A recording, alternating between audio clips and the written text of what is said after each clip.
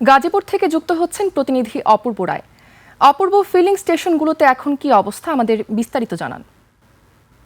ধন্যবাদ মার্জিয়া। আমি সকাল থেকেই গাজীপুরের বিভিন্ন পাম্পগুলি আছে সেখানে আমি ঘুরে দেখেছি। এখানকার প্রায় পাম্পেই কিন্তু গত কদিন ধরেই জ্বালানির তেলের একটা তীব্র সংকট দেখা দিয়েছে। বিশেষ করে আজকে সকাল থেকে আমরা সেটা দেখেছি, প্রায় প্রতিটা পাম্পে কিন্তু সরবরাহ যে পরিমাণ তেল দরকার পাম্প মালিকরা তারা কিন্তু সেই পরিমাণ তেল না পাওয়াতে কিন্তু তারা তেল দিতে পারতেছে না। এবং সকাল থেকেই আমি দেখেছি যে প্রায় পাম্পেই কিন্তু বিভিন্ন বাস, বিভিন্ন যারা মোটরসাইকেল নিয়ে আসছে তারা কিন্তু তেল না পেয়ে চলে যাচ্ছে। তা আমি এখন যে পাম্পে আসছি দেখতে পাচ্ছেন পাম্পটা কিন্তু অনেকটাই ফাঁকা ফাঁকা ফাঁকা রয়েছে। তাই আমি এই পাম্পের এক কর্তৃপক্ষের সাথে কথা বলবো। আসলে আপনারা পাম্পে তেল সরবরাহ ঘাটতি কেন হচ্ছে?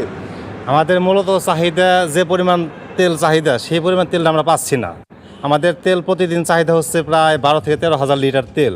সেখানে আমাদের তেল দিচ্ছে একদিন পর পর মাত্র 9,000 লিটার তেল, এবং আমরা 10 দিন যাবৎ অক্টেন পাচ্ছি না।